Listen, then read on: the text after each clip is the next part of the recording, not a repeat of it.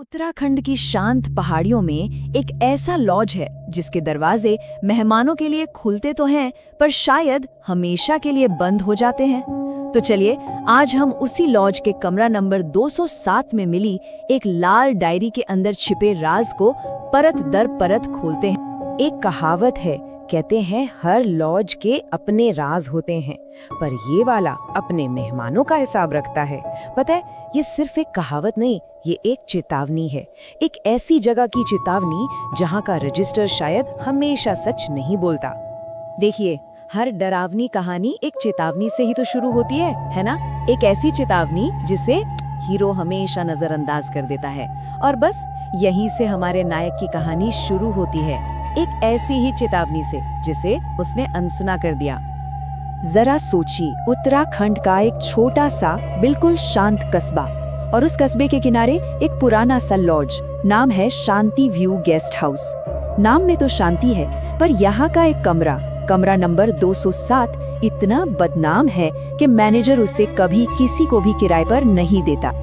और इसी कहानी में एंट्री होती है अर्जुन की, जो एक लेखक है। अब एक लेखक को क्या चाहिए? बस एक अच्छी कहानी। उसकी यही तलाश उसे शांति व्यू गेस्ट हाउस तक ले आती है और वो इस बात से बिल्कुल अनजान है कि वो खुद एक कहानी बनने जा रहा है।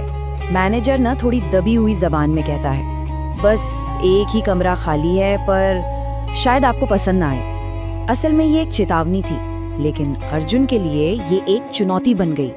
भाई, एक लेखक के लिए इससे ज्यादा दिलचस्प और क्या हो सकता है? यहीं से उसकी सबसे बड़ी गलती की शुरुआत होती। और बस उसने वो चाबी ले ली। कमरा नंबर 207 की चाबी अब उसके हाथ में थी। उस ठंडे पुराने लोहे के टुकड़े के साथ उसने अनजाने में ही एक ऐसे दरवाजे को खोलने का फैसला कर लिया था जिसे कभी खुलना ही नहीं चाहिए था। दरवाजा बंद होता है। अर्जुन अब कमरे के अंदर है। कमरे में एक अजीब सी खामोशी है। तभी उसकी नजर बिस्तर के पास रखी एक चीज पर पड़ती है, एक पुरानी लाल डायरी। और बस यहीं से कमरे की खामोशी बोलना शुरू कर देती है। वो लाल डायरी सिर्फ पुरानी नहीं थी, ऐसा लग रहा था जैसे उसके पन्ने कई राजों के बोझ तले दबे हुए।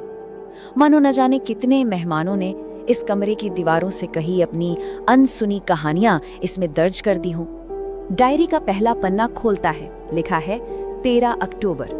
मैंने अलमारी के पीछे किसी के सांस लेने की आवाज सुनी। अर्जुन इसे पढ़कर हल्का सा मुस्कुरा देता है। उसे लगा किसी की कल्पना होगी। उसे क्या पता था कि वो किसी की कल्पना नहीं बल्कि अपनी आने वाली हकीकत पढ़ रहा है। रात के 2:15 बजे। कहते हैं ये वो वक्त होता है जब दुनिया सो रही होती है और अनसुनी आवाजें सबसे ज्यादा साफ सुनाई देती हैं। और ठीक इसी वक्त वो कहानी हकीकत बनना शुरू हो जाती है। पहले तो उसे लगा कि ये सिर्फ उसके मन का वहम है, लेकिन नहीं, वो आवाज बिल्कुल वैसी ही थी जैसी डायरी में लिखी थी। धीमी गहरी सांसें अलमारी के ठीक पीछे से। अब अर्जुन की हंसी गायब हो चुकी थी। सांसों की आवाज तो चलो एक बात थी, लेकिन फिर कुछ ऐसा हुआ जिससे उसका खून जम गया। अलमारी के अंदर से 3 धीमी दस्तकें, खट खट खट, मतलब कोई अंदर था। हिम्मत करके जब अर्जुन ने अलमारी खोली तो अंदर से एक पुरानी तस्वीर नीचे गिरी। एक मुस्कुराती हुई लड़की की तस्वीर थी जिसके पीछे लिखा था कमरा 207, आखिरी बार यहीं देखी गई। अब उस अनजानी आहट को एक चेहरा मिल चुका था। वो घबराकर वापस डायरी की तरफ भागता है। अगला पन्ना पलटता है। 14 अक्टूबर। लड़की रात भर रोती रहती है। वो कहती है उन्हें उसका शरीर कभी नहीं मिला। तस्वीर में मुस्कुराता चेहरा और डायरी के ये शब्द। अब पूरी कहानी साफ हो रही थी। हर कहानी में एक ऐसा पल आता है जब सारे पर्दे हट जाते हैं और सबसे भयानक सच सामने आता है। तो अब हम कहानी के उसी मोड़ पर हैं जहां फर्श के नीचे दबे राज बाहर आने वाले हैं। कमरे के पुराने आईने में अर्जुन को अपना डरा हुआ चेहरा तो दिखता ही है, लेकिन बस अपना ही नहीं, उसके ठीक पीछे कोई और भी खड़ा था। हाँ, वही लड़की। लेकिन अब वो लड़की तस्वीर जैसी बिल्कुल नहीं दिख रही थी। उसके बाल चेहरे पर बिखरे थे, कपड़े फटे हुए थे और उसके गले पर एक बहुत गहरा निशान था। अब ये साफ था कि उसकी मौत किसी हादसे में नहीं हुई थी। फिर कमरे की खामोशी एक फुसफुसाहट से टूटती है। ये लड़की की आवाज थी। उसने मुझे अलमारी में रखा 2 रातों तक। वो अपने आखिरी दर्दनाक पलों की कहानी सुना रही थी। कांपते हाथों से अर्जुन डायरी का आखिरी पन्ना पलटता है। उस पर स्याही फैलाकर बस कुछ शब्द लिखे थे, जैसे किसी ने बहुत जल्दी और डर में लिखे हों।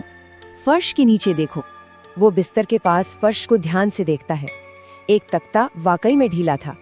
जैसे ही वो उसे उठाता है, एक भयानक गंध बाहर आती है, सड़न, मिट्टी और पुराने खून की। और फिर उसे जो दिखता है वो किसी भी कहानी से ज्यादा खौफनाक था। फटे कपड़ों में लिपटा हुआ एक कंकाल। तभी लड़की की फुसफुसाहट फिर से कमरे में गूंजती है। वो अभी भी काम करता है, इसी लॉज में। और ठीक इसी पल कमरे का दरवाजा जोर से खुलता है और सामने मैनेजर खड़ा था। मैनेजर के चेहरे पर कोई शिकन नहीं थी। वो बस हड्डियों को देखता है, फिर अर्जुन को, और बिल्कुल शांत आवाज में कहता है, तुम्हें वो नहीं खोलना चाहिए था। ये कोई धमकी नहीं थी, ये एक सच था। तो क्या अर्जुन बच पाया? क्या उसने पुलिस को बुलाया? नहीं। कहानी का अंत यहाँ नहीं होता, बल्कि यहीं से तो कहानी का असली खौफ शुरू होता है, जो ये बताता है कि ये सिर्फ एक रात की कहानी नहीं थी। अगली सुबह तक सब कुछ बदल चुका था। गेस्ट रजिस्टर में अर्जुन का नामो निशान तक नहीं था। कमरा नंबर 207 पर फिर से वही पुराना ताला लगा था। और मैनेजर, वो अपनी डेस्क पर बिल्कुल वैसे ही बैठा था जैसे कुछ हुआ ही ना हो, एक नए मेहमान का इंतजार करते हुए। तो सवाल ये है कि क्या ये चक्र कभी टूटेगा, या शांति व्यू गेस्ट हाउस हमेशा अपने मेहमानों का हिसाब ऐसे ही रखता रहेगा? खैर, एक बात तो तय है, कमरे में रखी वो लाल डायरी आज भी इंतजार कर रही है किसी नए हाथ के छूने का।